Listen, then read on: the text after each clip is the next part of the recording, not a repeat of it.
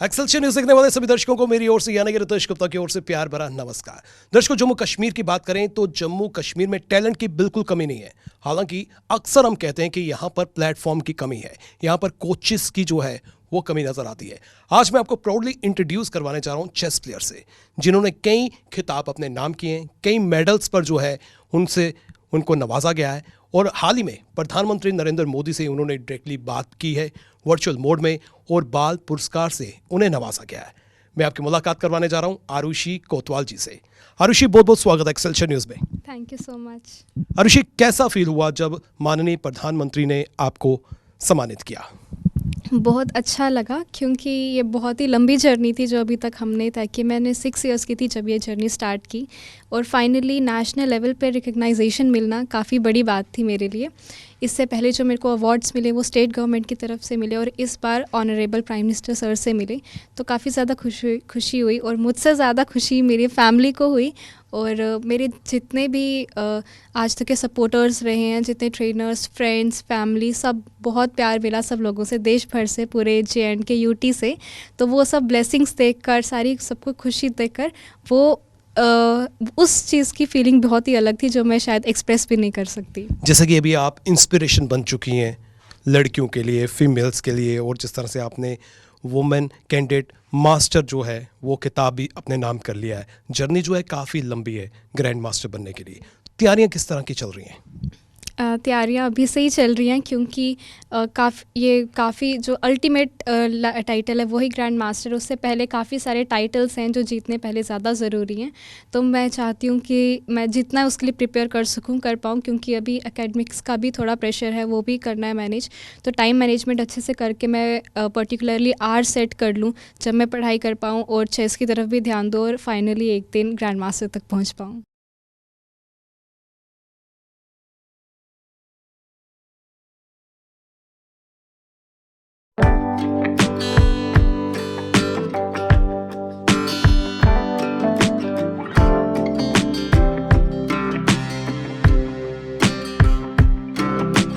Chess ही क्यों? Chess के अलावा बहुत सी गेम्स हैं और खासकर जो फीमेल्स हैं वो कई और गेम्स की तरफ जो है उनकी तवज्जो रहती है। चेस ही क्यों पर्टिकुलर? जी, इसका रीज़न मेरी फैमिली है। चेस एक टाइप से मेरी एक फैमिली गेम ही है क्योंकि मेरी फैमिली में कोई भी ऐसा पर्सन नहीं है जो चेस खेलना ना जानता हो।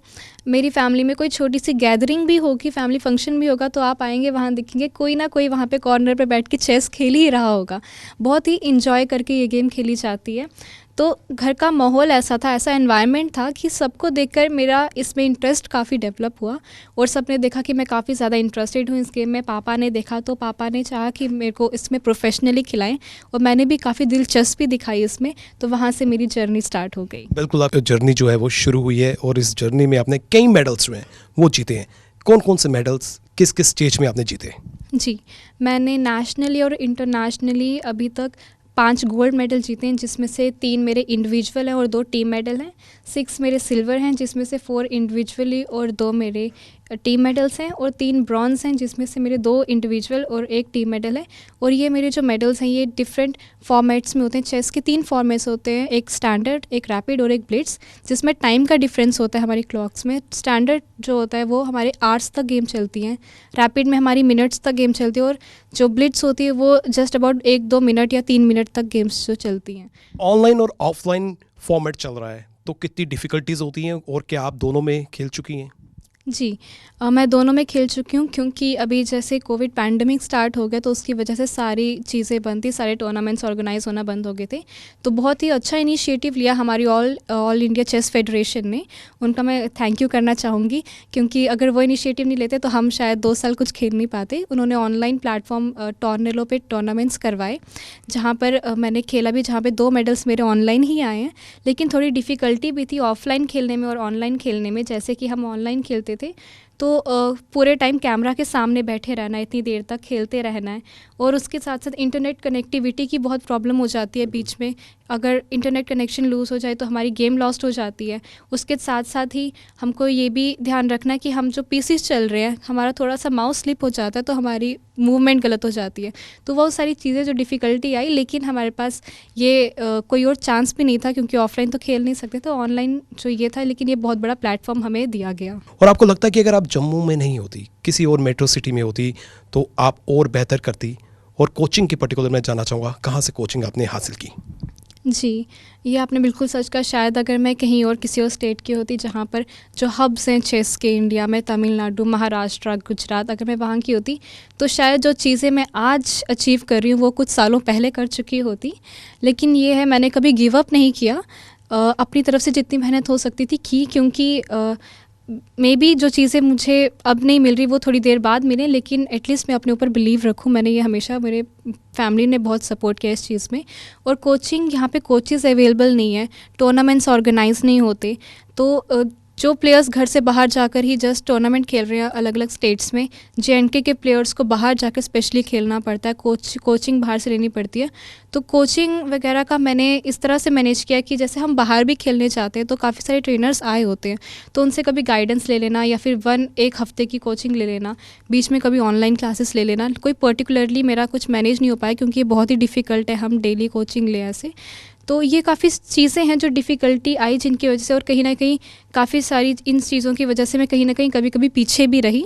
बट आई होप धीरे धीरे करके ये सब चीज़ें ठीक हो जाएं। और यहाँ पे जितना यूथ है, जेएंडके के यूथ में बहुत ज़्यादा पोटेंशियल है, बस उसको रिकग्नाइज़ करने की ज़रूरत है, उनको फैसिलिटीज़ प्रोवाइड करने की ज़रूरत है और उनको एक प्रॉपर अपॉर्चुनिटीज़ मिलनी चाहिए। अगर जिस दिन वो हो जाएगा उस दिन हमारा जेएंडके बहुत आगे जाएगा। बिल्कुल, जेएंडके अब धीरे धीरे आगे बढ़ रहा है, निसंदेह यहाँ पर कमियाँ है। पर्टिकुलर फैमिली की मैं बात करना चाहूँगा। एक आप फीमेल हैं, इस समय आप विनर हैं, विनिंग कैंडिडेट हैं, तो फैमिली का कितना सहयोग रहा? मुझे फैमिली की तरफ से कभी भी कोई दिक्कत नहीं आई, इस चीज़ में मैं बहुत ज़्यादा लकी हूँ। मेरी पूरी फैमिली ने मुझे हमेशा से एनकरेज किया, मोटिवेट किया है।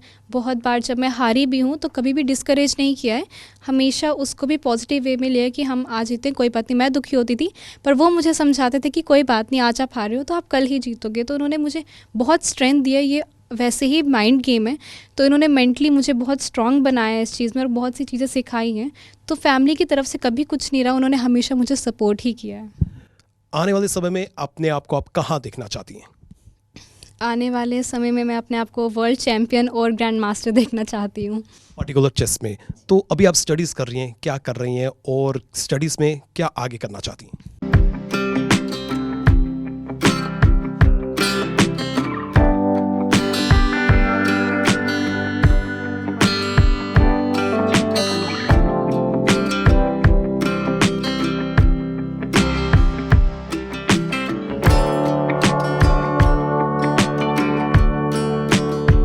जी, मेरी स्कूलिंग जो है बीएसएफ सीनियर सेकेंडरी स्कूल से हुई है और हाल ही में मेरा एडमिशन दिल्ली यूनिवर्सिटी के आईपीसीडब्ल्यू कॉलेज में हुआ है। वहाँ से मैं पॉलिटिकल साइंस ऑनर्स कर रही हूँ और मैं स्टडीज़ में सिविल सर्विसेज के लिए प्रिपेयर करूँगी। तो सिविल सर्विसेज की तरफ जाना चाहेंगी या फिर चेस में जो है अपना करियर बनाना चाहेंगी? जी, मैं ट्राई करूँगी कि दोनों चीज़ें मैनेज हो पाएँ। अभी चेस को उतना टाइम नहीं दे पा रही, वैसे पैंडेमिक की वजह से भी, और स्टडीज़ अभी न्यूली कॉलेज में आई हूँ तो उसकी वजह से भी। लेकिन आई होप मैं उन दोनों चीज़ों को आराम से मैनेज करके दोनों में अपना ड्रीम पूरा कर पाऊँ। जैसे कि आपने दोनों फील्ड जो आपने चुनी, इन दोनों में टाइम की बहुत रिक्वायरमेंट है, तो आपको लगता है कि आप दोनों पैरेलल चला पाएंगी? अब वो आई डोंट नो कि मैं कर पाऊँगी या नहीं, लेकिन मैं अपनी तरफ से पूरी ट्राई करूँगी कि मैं हासिल कर पाऊँ। और जितना भी हो सके अपने जो सेक्रीफाइसेस मेरे को चेस में पढ़ाई की वजह से करने या पढ़ाई में चेस की वजह से करने, वो चीज़ें मैं कहीं और सेक्रीफाइस करूँ। जैसे कि एक पॉइंट पर आके हमें सेक्रीफाइसेस करने पड़ते हैं, कहीं घूमने जा रहे हैं, किसी और कोई भी थर्ड चीज़ के लिए हम सेक्रीफाइस करें जो कि मेरे को पढ़ाई या चेस में ना करना पड़े। मैं इस चीज़ का ध्यान रखूँगी। इन फ्यूचर चेस में ही भाग्य आजमाएंगी या किसी और गेम में भी जा सकती हैं? नहीं, चेस में ही, क्योंकि जब इतनी छोटी उम्र से मैंने स्टार्ट किया और इतना सब कुछ इसमें हासिल किया तो मैं इसी में आगे जाना चाहूँगी। गवर्नमेंट से क्या कहना चाहती हैं? उनसे यही कहना चाहूँगी कि अभी वैसे बहुत अच्छा इनिशिएटिव भी लिया, जैसे कि इन्होंने अभी गैजेटेड पोस्ट भी निकली हमारी, तो काफ़ी चीज़ें अभी हो रही हैं, लेकिन काफ़ी सारी चीज़ें होना और ज़रूरी हैं। तो मैं उनसे यही कहना चाहूँगी कि जो टैलेंट है जो ग्रास रूट लेवल से निकले, और टूर्नामेंट्स प्रॉपरली ऑर्गेनाइज होने चाहिए, हमारे इंफ्रास्ट्रक्चर होना चाहिए, एक प्रॉपर हॉल होना चाहिए जहाँ पे टूर्नामेंट्स ऑर्गेनाइज हों, और बच्चों को प्रॉपर कोचिंग मिलनी चाहिए। और ये चीज़ ऐसे भी हो सकती है कि हम स्कूल में कंपलसरी कर सकते हैं गेम्स, जिसकी वजह से सारे बच्चे जो हैं वो स्पोर्ट्स की तरफ आएँ, क्योंकि बहुत सारे बच्चे जिनको मौका नहीं मिल पाता लेकिन उनके अंदर टैलेंट है। तो अगर हम स्कूल से ही स्टार्ट करें तो बच्चे जितने भी जिनका यंग टैलेंट है वो सब बाहर आ सकता है। बहुत बहुत शुक्रिया आरुषि, आपने हमें समय दिया। जी हाँ, जम्मू कश्मीर की पर्टिकुलर बात करें तो यहाँ पे टैलेंट की बिल्कुल कमी नहीं है। हम बार बार कहते हैं प्लेटफॉर्म की कमी है, और जिस तरह से आज हर चीज़ ज़रूरी है, स्पोर्ट्स भी ज़रूरी है, एकेडमिक्स भी ज़रूरी है, आपको दोनों को बैलेंस बनाना है और कभी चूकना नहीं है। अगर आपने कोई लक्ष्य निर्धारित कर लिया है तो प्रैक्टिस कीजिए। प्रैक्टिस जितनी आप करेंगे तो निस्संदेह उसका रिजल्ट भी एक ना एक दिन ज़रूर आपको मिलेगा। और गवर्नमेंट से भी हम अपील करना चाहते हैं कि जम्मू के पोटेंशियल को समझें। यहाँ पर जो जो रिक्वायरमेंट है, खासकर कोचिंग की यहाँ पर कमी है, कोचेस यहाँ पर नहीं है, और हमारा जो यूथ है वो अचीव नहीं कर पाता, कहीं ना कहीं जो है वो रह जाता है। और जहाँ पर वो रह जाता है उसकी कमी को जो है हमारी सरकार की जिम्मेदारी है कि वो इन कमियों को दूर करे। इसी के साथ हमारी पूरी टीम को दीजिए इजाज़त, फिर मिलेंगे। नमस्कार।